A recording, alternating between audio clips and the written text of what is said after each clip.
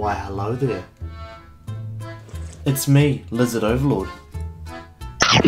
And welcome back to another video.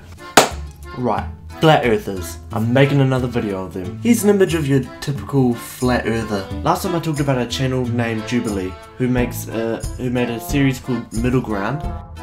And one episode they got scientists and Flat Earthers talking with each other in a very, friendly debate. Now, I was going through YouTube one day when I came across a video produced by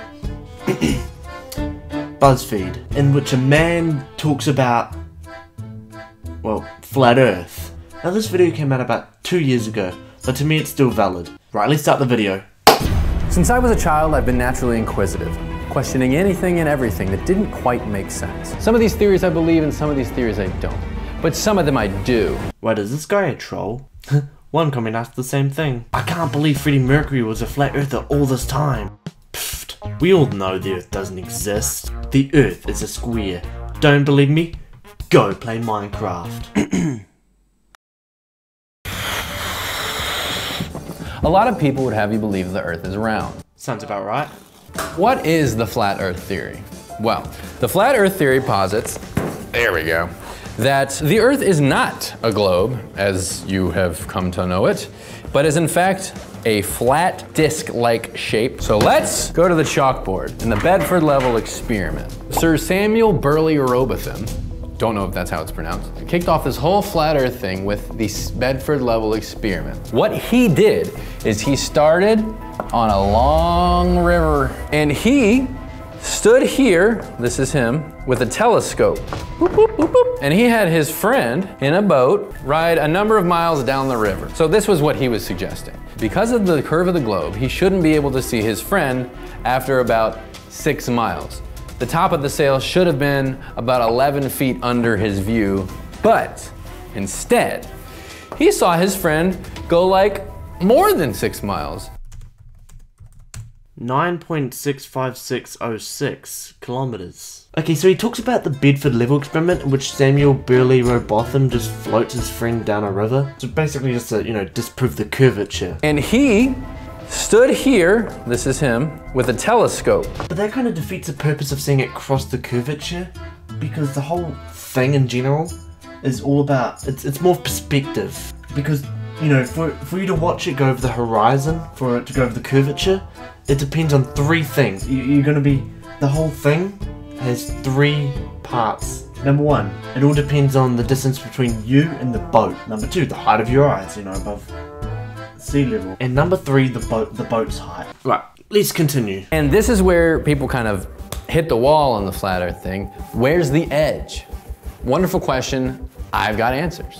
So, to explain, this is essentially what the shape of the flat Earth looks like. And of course, if these are the edges, your next question would be like, well, why haven't we fallen off? Well, that brings me to the ice wall.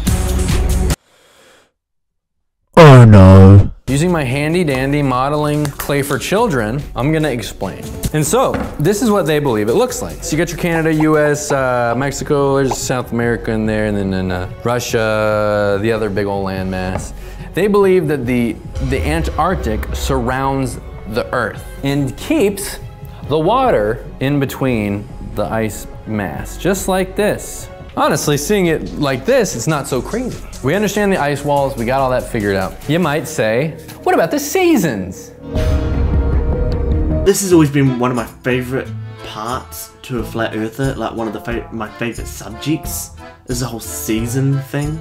I always just want to see them attempt to explain it, because they try and always bring an idea where they have an explanation for something, and to most people might not make sense, but to them it does. It's not so crazy. Also, their season argument kind of contradicts the whole claim. We should know that the seasons are controlled by the position of the sun. Well, let me, expand on that.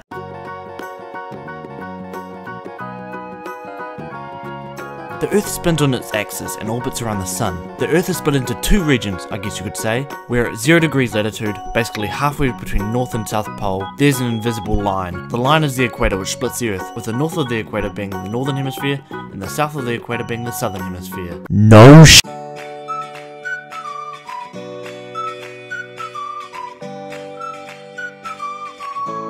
With the Earth spinning on its axis as it orbits the Sun, either the northern or the southern hemisphere will be closer to the Sun, making the one more exposed to the Sun having the season of summer, and the other one, well, winter.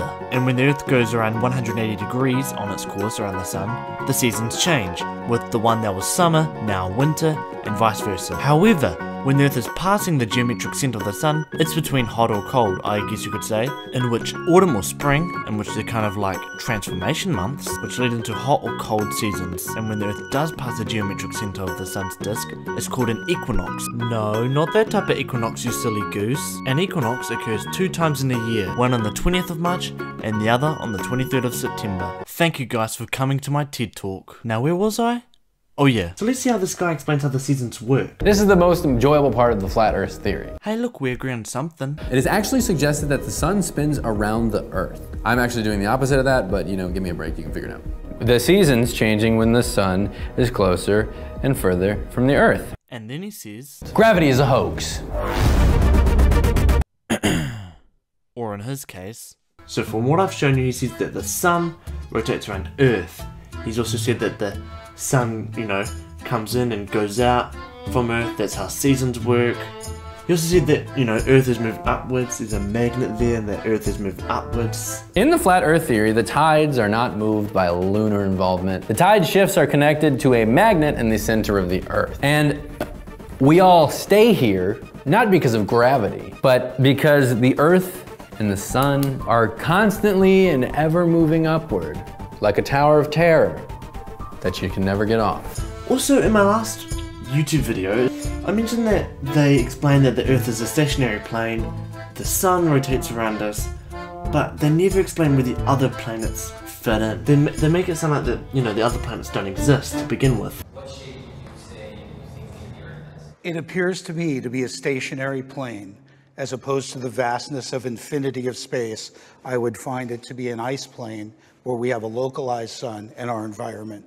Wait, what about the other planets? The Sun and the Moon rotates around Earth and the other planets just sit back and watch? Okay, now here's where it just doesn't really piece together. I explained how the Earth rotates around the Sun on an axis and, you know, causes different seasons depending on positions. But the flat Earth is, you know, but the Sun goes in and out, that's how the seasons work. So if that's the case, depending on where the Sun's positioned, whether it's northern hemisphere or the southern hemisphere on the flat Earth, the season will remain the same. Also with the Sun, you know, rotating around us, and while we're rising up, the Sun rotating around us, not just ditching us, that does mean that, you know, the flat Earth has a gravitational lock, meaning that, you know, the flat Earth has a mass, meaning that kinda contradicts your statement because that means gravity does exist. I don't really understand the magnet part. Like, last time I checked, I'm not very metallic myself. Like, if gravity doesn't exist, then the Sun would just up and go, wouldn't it? Now, yeah, I'm guessing to flat earthers, the magnet is the reason why we're staying, the Sun's staying. But wouldn't only metallic properties be affected? Because the Sun is literally just nuclear fusion, you know, hydrogen atoms burning into helium atoms. I mean, besides the fact there are other elements in there like magnesium, iron, and silicon, but we'll ignore that. I don't think they'll be affected by the magnet if it was true that there was a magnet under us. I mean, the core of the Earth does have metals in it, and anyway, the guy then talks about the pictures and, you know, you shouldn't trust them because of Photoshop and all that nowadays. You can't really trust any pictures.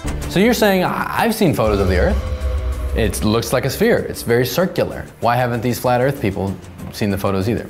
Well, they have. But those photos were taken by NASA. You cannot trust photos. For example, photos of the moon landing. Here's a photo of me at NASA, looking like I'm having a great time. Here's a photo of me and my best friend, Jeff Goldblum. I've never met him.